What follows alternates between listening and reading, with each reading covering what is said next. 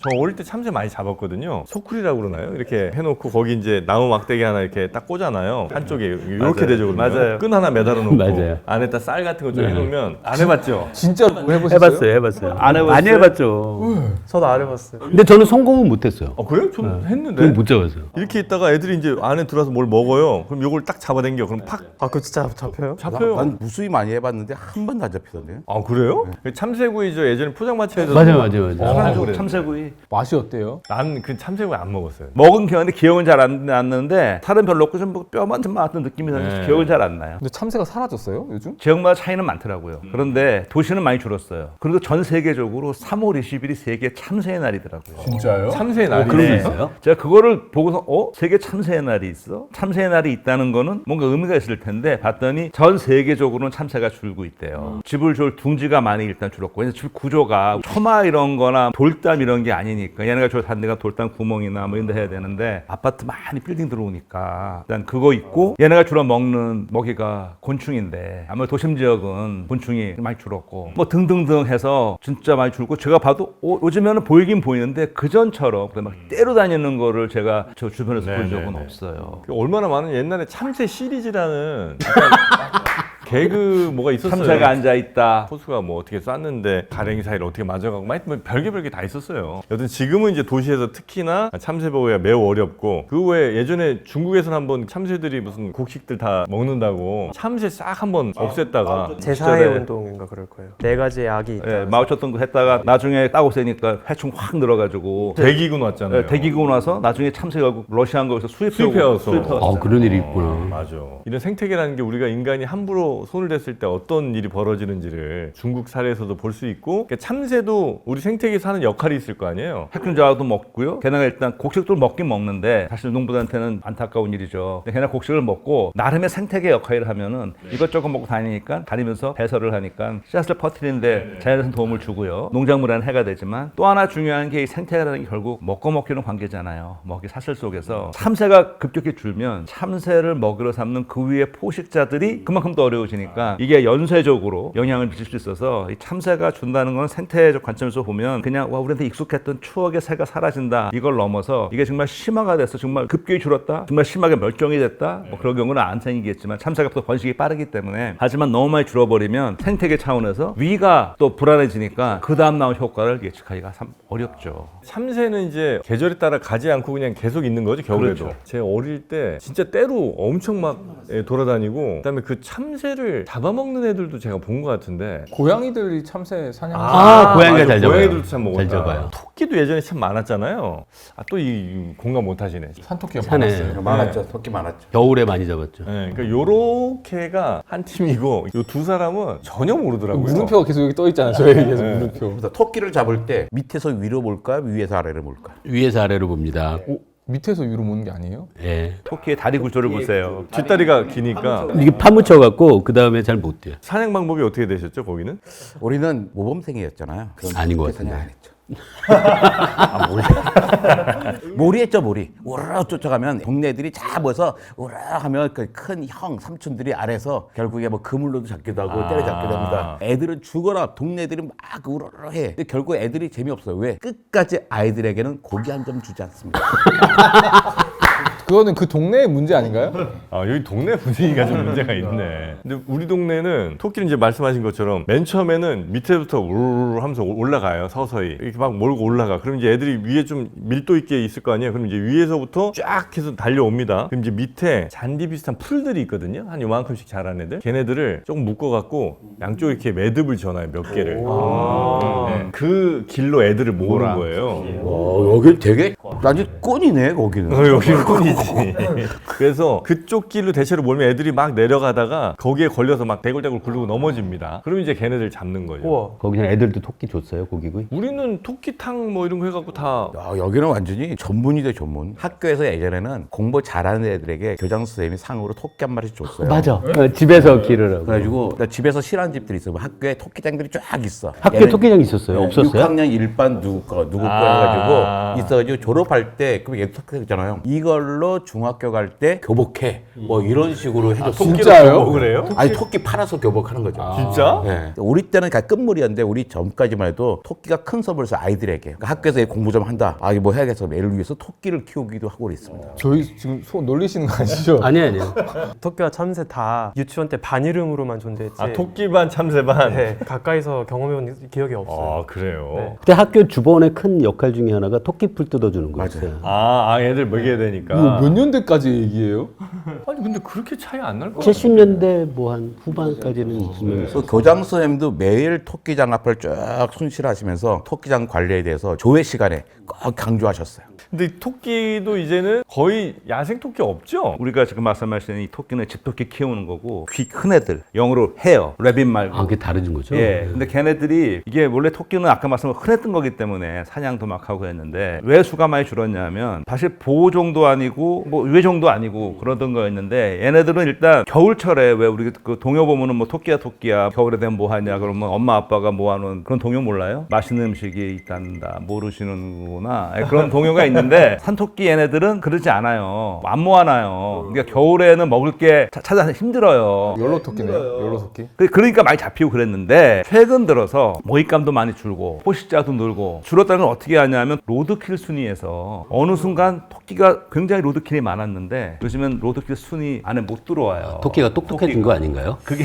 토끼가 사라진 거예요. 그래서 이제 포식자의 증가, 먹이의 감소. 아니, 포식자가 토끼 잡아먹는 게 누가 있어요? 그 중에 하나가 이제 고양이들도 주목이 되고요. 개와 고양이가 지금은 제일 개와 야생개가 토끼 먹어요? 뭐든지 먹어야 되니까. 그렇게 주목이 되고 있더라고요. 아 그래요? 옛날에 진짜 토끼의 포식자들은 싹 사라졌죠. 담비 이런 애들도 먹나? 담비도 먹습니다. 담비 삭도 하지만 그 친구들은 또 좀 더 쉬운 애들이 더 많아요. 주로 쥐 같은 애들 좀 많이 하죠. 토끼랑 이제 제일 친한 친구가 거북이 아니에요? 토끼와 거북이. 거북이도 원래 우리 토종 거북이들이 많이 있었죠? 주로 자라죠, 우리는. 자라. 뭐 남생이 뭐 그게 그런 거예요? 남성은 지금 멸종 위기종 아니에요? 그렇습니다. 예전에 남생이 그랬던 기억이 나요. 지금도 있습니다. 남생이가 저도 잘 모르겠어요. 남생이는 그러니까 등딱지가 좀 거북이처럼 생겼고요. 자라는 네. 얘 가죽처럼 생겨내고. 아, 다르구나. 근데 이제 그 친구들도 원래 많았다가 왜 사라진 거예요? 우리 어릴 때는 그거 참 많이 먹였어요. 애들 약하다고 뭐탁 아, 맞아. 목 잘라가지고 피 졸졸 자라탕. 피 많이 먹이고. 피를 먹였어요. 예, 저는 못 먹었는데 제 친구들은 많이 먹었어요. 할머니를 억지 잡고 와서 그러면 1시간 널 축구하고 싶어 이거 한 잔 마셔야 돼. 그 애들이 막 꿀꺽꿀꺽 먹고 그러니까 또 그 힘이 생겼는데 또 축구도 잘해.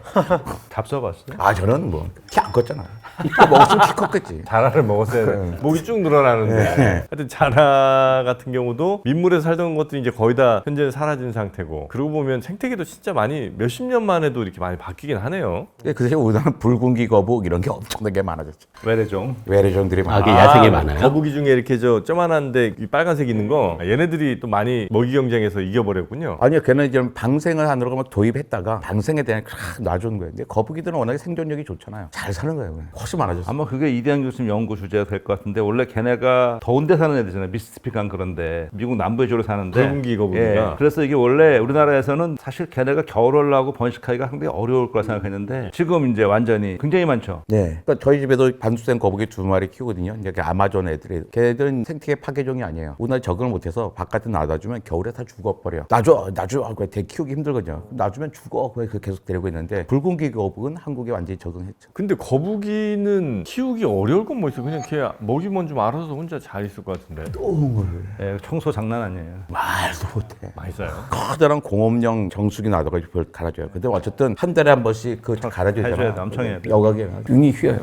그리고 또 걔는 허물도 많이 벗고 거북이가? 예, 저가 어렸을 때 저희 초등학교 형제가 어디 갔다가 어느 뭐 누가 줬대요. 애들 갖고 왔는데 저는 딱 직감이 왔지. 아, 그분도 키우기 어려우니까 주셨을 텐데. 그래서 갖고 와서 키웠는데 아이들이 보는 건 좋아하지만 관리를 해야 되잖아요. 현재 말씀하신 것처럼 걔네 청소하려면 꺼내놓고 얘를 꺼내놓는데 움직이니까 살짝 이렇게 뒤집어 놓고 이렇게 했거든요. 얘네 갈 때 막 슉슉거려요. 슉슉한데 좀 크니까 제가 또 들은 게 손가락을 물면 잘린다고. 예, 이게 둘 중에 하나다. 목을 자르든 손가락을 자르든 절대 안 논다. 그런 말도 들은 게 있어가지고 그 겁은 말로 들은 게 있어갖고 딱 이렇게 놓고 청소 싹 하고 또 등껍데기 막 지저분하니까 살짝 좀 닦아줘서 그렇게 했었죠. 개고양이는 평생 같이 데리고 있어야 되잖아요. 여행을 가지 못해. 얘는 굶으면 체온이한테 유지 못하니까. 근데 파충류의 장점이 뭐냐면 한 달이고 우리 여행 갔다 와도 잘 버티고 아무 있어요. 문제가 없어. 요즘은 자동 급식기도 있긴 하지만 좀 더러운 물에도 잘 살고 처음에 잘 자라요. 이렇게 두 마리가 한 손에 올라갔던 놈인데 지금은 한 마리가 두 손을 못 잡아. 커졌어. 그러니까 수조 점점 커지 더 이상 큰 기성품 수조가 없어요. 지금 고민이에요. 아니 그 친구들하고 어떤 정서적 교감을 좀 해요. 그러니까 걔는 나를 알아요. 내가 먹이 주니까 청소해주고. 하지만, 진짜요? 예, 하지만 교감은 없어요. 걔 고향 딱 오잖아요. 토끼도 수십 마리 키운 적이 있는데 걔도 교감 없어요. 내가 먹이 주는 사람인지 알지만 나를 좋아하고 그러진 않아요. 저 토끼 키웠는데 걔랑 엄청 교감 많이 했었었는데. 토끼랑? 토끼가 이렇게 막 부비부. 네, 와가지고 핥아주고 막 고양이처럼. 근데 도대체 어떻게 하신 거예요? 토끼? 먹이 주고 잡아먹지 않았어요. 혹시? 아 무슨 거기서 토끼를 어떻게 잡아먹어요? 나 교회 다녀. 그때 저희 홍천에서 네. 천장에 거북이 기자 나무 대들봉가 맞아요. 그 쓰여서 깜짝 놀랐었잖아요. 거북이 아, 얘기할 그랬었나요? 때. 근데 이 거북이는 그 이제 온도에 의한 그 템퍼리처에 의한 성결정 섹스 디터미네이션이라서 TSD에 굉장히 유명한 사례거든요. 그런 친구들이 여럿 있어요? 파충류에 흔하죠. 굉장히 흥미로운 주제긴 해요. 왜냐하면 저희는 다 지네틱 GSD라고 해서 염색체에 의해서 결정되는 시스템이니까 그렇죠. 성별이 환경에 의해서 바뀐다는 게 굉장히 희한한 것처럼 보이죠. 근데 사실은 물리학적으로 교수님 말씀하셨던 게 성별은 무조건 반반이 되는 게 좋다. 뭐 50대 50으로 예, 하는 그 걸 PCI 원리죠. 예. PCI 원리. 그래서 50대 50이 되는데 이 50대 50이 유전적으로 될 수도 있고 환경적으로 될 수도 있는데 상관이 없는 거예요. 그냥 50대 50으로 나오면 되는 거예요, 네, 사실은. 그리고 진화가 이거를 50대 50이 되게끔 자연 선택이 그렇죠. 작동한다고 하는데 여기서 좀 새롭게 생각해 볼 만한 포인트는 왜 파충류에서 흔하고 포유류에서는 없을까? 뭐 예를 들어서 왜 파충류에서 온도를 결정하면 좋은 게 뭐가 있을까? 여기 때 아주 핵심적인 가설은 각각의 성별마다 암컷과 수컷에 따라서 가장 최적의 온도가 다르다고 한다면 온도가 조금 높았을 때 암컷이 유리하고 온도가 조금 낮았을 때 수컷이 유리하다고 치면 온도가 높을 때 암컷을 만들고 온도가 조금 낮을 때 수컷을 만들 때 비율은 50대 50 정도로 하면 이게 그냥 똑같은 온도에서 50대 50으로 만드는 것보다 훨씬 적응도에 있어서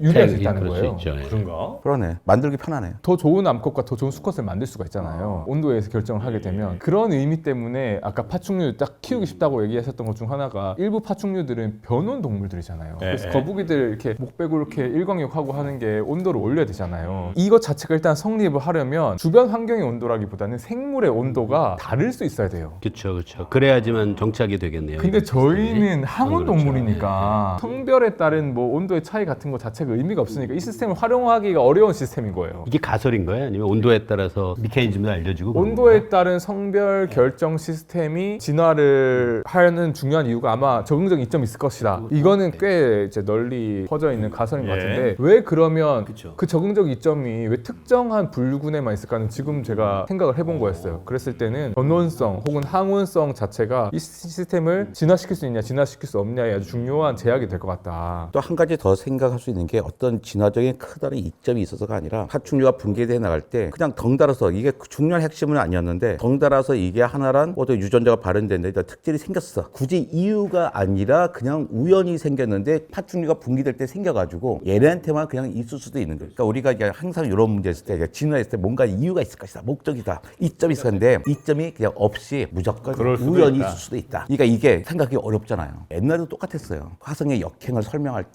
이 역행을 태양을 중심으로 행성들 도는데 어떻게 왔다 갔다 해 화성이 이해 못하잖아요. 그 당시 철학자들이 전략이 뭐냐면 못 본 척하는 거예요. 아씨 그런 거 못 봤어. 그러니까 마찬가지로 이런 문제 있을 때 해석이 잘 안 돼. 그럴 때는 이거 막 고민을 하지 마시고 그냥 우연히 됐어. 이것도 참 편한 방법이다. 무책임한 거 아닙니까?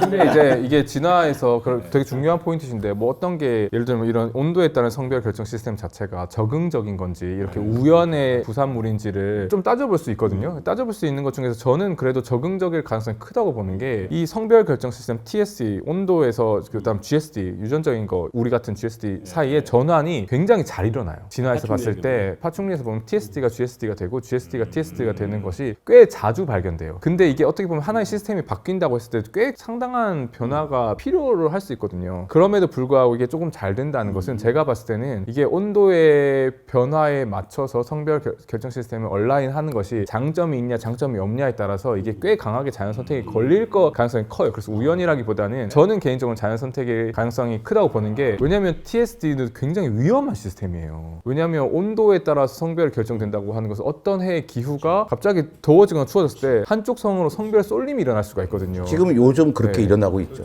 기후 변화 때문에 그렇겠다. 그럼에도 불구하고 그렇게 보면 굉장히 불리한 시스템일 것 같은데 그럼에도 불구하고 이게 흔하게 있고 심지어 GSD로 이렇게 바뀔 수 있는 경우들이 빈번하게 보임에도 불구하고 이 TSD 시스템이 오랫동안 유지되고 있는 거에는 적응적인 장점이 있지 않으면 이렇게 많은 계통에서 계속해서 영속되기가 힘들다라고 하는 게 제 견해입니다.